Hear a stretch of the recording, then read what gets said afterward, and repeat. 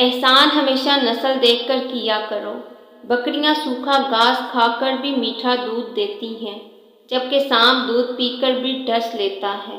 احسان فراموش اور مطلب پرست انسان سب کچھ حاصل ہونے کے باوجود تنہا اور بے سکون رہتا ہے۔ کچھ لوگ برسوں نہ دکھیں، کچھ فرق نہیں پڑتا۔ کچھ لوگ ایک لمحہ بھی آنکھوں سے اوجھل ہوں، دل اداس ہونے لگتا ہے۔ بس ساری بات احساس کی ہے۔ اس توجہ کا کوئی فائدہ نہیں جو کسی کو احساس دلا کر حاصل ہو۔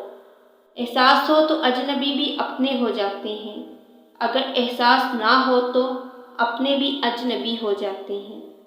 کچھ لوگوں کے ساتھ خون کا رشتہ بھی نہیں ہوتا، مگر اپنوں والی خوشبو ہوتی ہے۔ دراصل رشتے خون کے نہیں، احساس کے ہوتے ہیں۔ قدر تو وہ ہوتی ہے جو کسی کی موجودگی میں ہو، جو کسی کے بعد ہو اسے پچھتاوا کہتے ہیں۔ رشتوں کی گہرائی کا احساس الفاظ سے نہیں، برتاؤ اور رویے سے ہوتا ہے۔ احساس کے رشتے خون کے رشتوں سے زیادہ خوبصورت اور پائیدار ہوتے ہیں۔ یہ احساس تو ہی ہے جو غیروں کو اپنا بنا دیتا ہے۔ سب کچھ ہوتا ہے لوگوں میں، بس احساس نہیں ہوتا۔ بات صرف احساس کی ہے، کسی کو 2 پل میں ہو جاتا ہے اور کسی کو صدیاں لگ جاتی ہیں۔ احساس کے رشتے دستک کے محتاج نہیں ہوتے، یہ تو خوشبو کی طرح ہوتے ہیں جو بند دروازوں سے بھی گزر جاتے ہیں۔ بات تو صرف چاہت اور احساس کی ہوتی ہے، ورنہ دوست اور دشمن ایک ہی حرف سے شروع ہوتے ہیں۔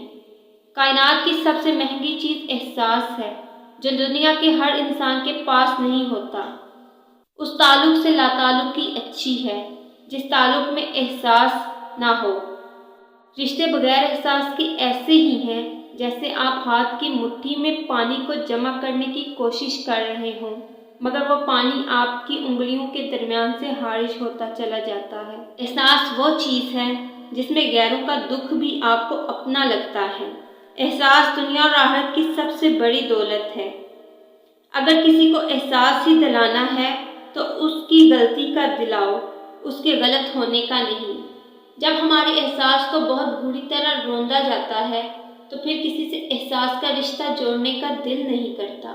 بہت سی ٹھوکریں کھانے کے بعد ہی احساس ہوا کہ کچھ نہیں کہتی ہاتھوں کی لکیریں، خود ہی بنانی پڑتی ہیں اپنی بگڑی تقدیریں۔